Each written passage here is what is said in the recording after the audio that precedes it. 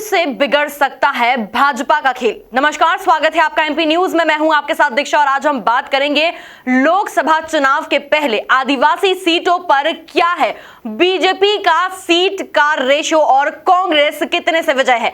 बात करें अगर हम विधानसभा की तो 50-50 पर चल रहा है फिलहाल, और अगर बीते दिनों से हम देखें तो कांग्रेस की जिस तरह से इन आदिवासी सीटों पर बढ़त दिखाई दे रही है। अब तक भाजपा के पास 5 सीटें थी और 1 सीट कांग्रेस के पास थी, पर अब जिस तरह से आदिवासी कोटे के लिए उन्होंने 6 सीट का दावा किया है, उसके बाद से अब बीजेपी की मुश्किलें बढ़ती हुई नजर आ रही है। हमारे साथ जुड़े हमारे संवाददाता राहुल पटेल। राहुल, मैं आपसे जानना चाहूंगी कि विधानसभा में बीजेपी का क्या परफॉर्मेंस रहा है और किस तरह से वो लोकसभा चुनाव में भी आदिवासी सीट पर अपना दबदबा जो है बनाने में कामयाब हो सकते हैं।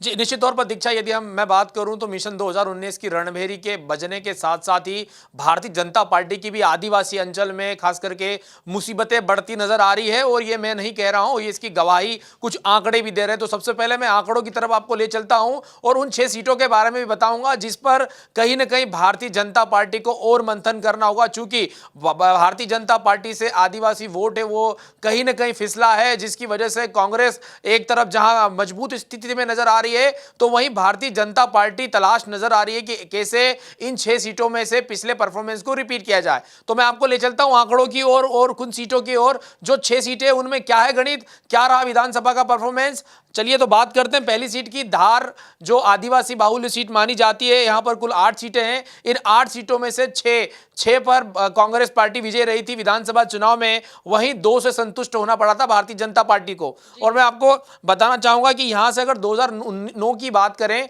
तो कांग्रेस के गजेंद्र सिंह राजू खेड़ी जो कि चुनाव में विजयी रहे थे। उसके बाद अगर हम 2014 की बात करें दीक्षा, तो सावित्री ठाकुर ने जीत का परचम लहराया था भारतीय जनता पार्टी की ओर से। वर्तमान में टिकट कटने का संकट भी नजर आ रहा है। बढ़ते हैं अगली सीट की ओर। तो दूसरी सीट आती है मंडला की। जी हां, वो मंडला है जहां से फग्गन सिंह कुलस्ते जो कि केंद्र में भी मंत्री रह चुके हैं, वो उनकी सीट मानी जाती है। और फग्गन सिंह कुलस्ते की टिकट को लेकर भी संशय चल रहा है। और मैं आपको बताना चाहूंगा यहां पर कुल जो सीटें हैं 8 सीटों में से 6 पर भाजपा का परचम लहराया था और 2 पर कांग्रेस को विजय मिली थी।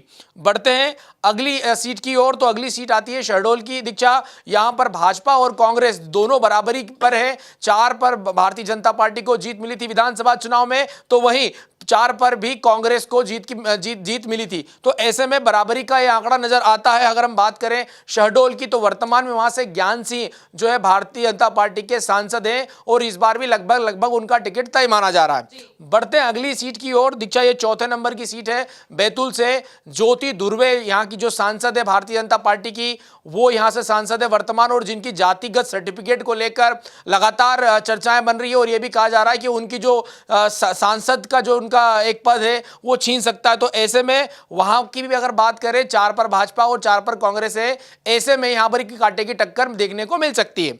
बढ़ते हैं अगली सीट की ओर। तो ये खरगोन की सीट है। जी हां, ये निमाड़ क्षेत्र में आता है और यहां से कुल 8 सीटों में से 6 पर कांग्रेस को, 1 निर्दलीय और 1 भारतीय जनता पार्टी को मिलती है। यानी कुल मिलाकर अगर मध्य प्रदेश में विधानसभा चुनाव की बात करें तो सबसे ज्यादा डेंट यदि कहीं लगा था तो भारतीय जनता पार्टी को खरगोन जिले में लगा था, जहां में 8 में से सिर्फ 1 ही सीट हाथ लगी थी। वर्तमान में यहां से सुभाष पटेल सांसद है भारतीय जनता पार्टी के, जिनकी टिकट कटने को लेकर संशय है। यहां से कुल मिलाकर यह बताया जा रहा है कि दूसरे उम्मीदवार को चांस दे सकती है। तो ऐसे में भारतीय जनता पार्टी को एक अच्छे उम्मीदवार की तलाश है और कहीं ना कहीं वो जो तलाश है वो पूरी होती हुई भी नजर आ रही है। बढ़ते हैं अगली सीट की ओर। तो ये झाबुआ की सीट मानी जाती है और झाबुआ की सीट है, ये भारतीय जनता पार्टी नहीं जबकि कांग्रेस का गढ़ मानी जाती है। पिछले चुनाव में एक बार दिलीप सिंह भूरिया ने जरूर जीत हासिल की थी, लेकिन जैसे उनकी मृत्यु हुई है 2015 में जो मध्यावधि चुनाव हुए थे उसमें फिर कांतिलाल भूरिया ने चुनाव जीत लिया था। यानी साफ तौर पर ये आंकड़े इस बात की गवाही देते हैं कि भारतीय जनता पार्टी को बहुत मंथन करना होगा यदि आदिवासी गढ़ में सेंध लगानी है तो। जी बिल्कुल, अगर आदिवासी गढ़ की जिस तरह से आपने बात की है तो उसके हीरालाल अलावा, डॉक्टर हीरालाल अलावा जिस तरह से लगातार कांग्रेस के साथ बने हुए हैं और उन्होंने पहले भी कमलनाथ सरकार को जिस तरह से धमकी दी थी कि उन्हें 4 सीटें चाहिए आदिवासी कोटे में लोकसभा के लिए, और जिसके बाद से अब कांग्रेस उस पर विचार भी करने लगी है, तो कहीं ना कहीं पूरा जो मैं कहूंगी माहौल है वो कांग्रेस को फेवर करता हुआ नजर आ रहा है। इसके बाद में आपसे पूछना चाहूंगी कि जिस तरह से एक एक करके हर एक कंडीशन जो है कांग्रेस के पाले में जाती हुई दिखाई दे रही है, बॉल जो है अभी कांग्रेस के कोर्ट में है, तो इसको भेदने के लिए या इसको और अच्छा बनाने के लिए, अपनी पार्टी को और स्ट्रांग करने के लिए, आदिवासी सीटों पर अपना कब्जा जमाने के लिए भारतीय जनता पार्टी किस तरह की रणनीति बना रही है? जी, निश्चित तौर पर दीक्षा, यदि अब रणनीति की बात करें तो भारतीय जनता पार्टी आरएसएस जो राष्ट्रीय स्वयंसेवक संघ है उनकी गहरी पैठ मानी जाती है। आदिवासी अंचल में कई प्रकार के प्रकल्प चलते हैं, चाहे हम सेवा भारती की बात करें चाहे आरएसएस की अलग बात करें, तो ऐसे में आरएसएस की अच्छी पकड़ है। लेकिन एक बात और है कि जिस प्रकार से विधानसभा चुनाव क्षेत्रीय मुद्दों के आधार पर लड़ा जाता है, वहीं इससे उलट अगर हम आम चुनाव की बात करें, लोकसभा चुनाव की बात करें, तो ये पूरी की पूरी राष्ट्रीय राजनीति के जो मुद्दे हैं, जी बिल्कुल, राजनीतिक मुद्दे इस पर हावी रहते हैं और कहीं ना कहीं भारतीय जनता पार्टी को प्रधानमंत्री मोदी की छवि का भी नफा नुकसान देखने को मिलेगा। तो इससे साफ तौर पर जो इस प्रकार पूरे देश में एक मोदी मैजिक टाइप से कोई एक फिर से वेव स्टार्ट हो गई है, फिर से लहरों का देखने को मिल रहा है, ज्यादा है कम है तो आने वाला वक्त बताएगा। लेकिन साफ तौर पर दीक्षा, जिस प्रकार से एयर स्ट्राइक हुई है उसके बाद से भारतीय जनता पार्टी का ग्राफ बढ़ा है, तो ऐसे में कहीं ना कहीं भारतीय जनता पार्टी पीएम मोदी की छवि को भुनाना चाहेगी, राष्ट्रवाद के मुद्दे को भुनाना चाहेगी। तो कुल मिलाकर अगर सियासी समीकरण की बात करें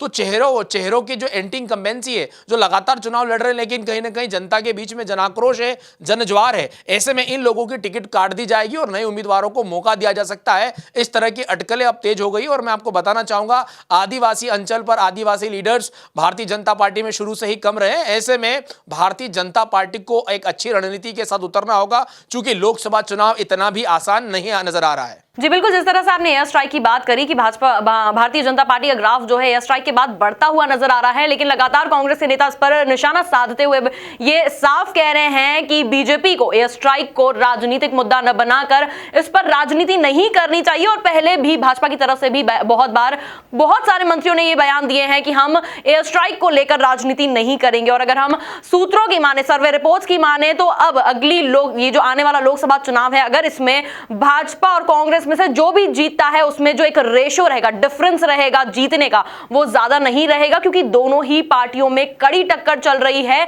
अभी कुछ भी नहीं कहा जा सकता कि कौन सी पार्टी की लहर किस पर छाई हुई है, कौन सी पार्टी जनता पर ज्यादा इन्फ्लुएंशियल हो रही है। पर हां, भारतीय जनता पार्टी अभी भी ये कयास लगाए बैठी है कि शायद एक बार फिर से 2014 की तरह 2019 में भी मोदी लहर, मोदी का एक जो ब्रांड इमेज है, वो उनके फेवर में काम कर जाए। तो ये था अब तक का एक सबसे हॉट इशू जो हमने आपके सामने एमपी न्यूज के थ्रू पेश किया है। ताजा तरीन खबरों के लिए आप बने रहिए एमपी न्यूज के साथ। नमस्कार।